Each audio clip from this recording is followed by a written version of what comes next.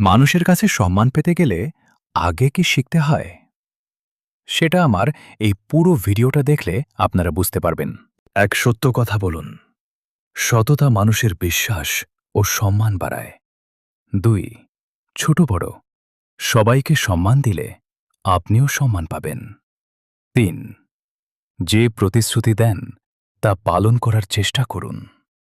৪. নিজের কাজ সময়মতো ও ভালোভাবে করুন। ৫. অহংকার না করে নম্রভাবে চলুন। ৬.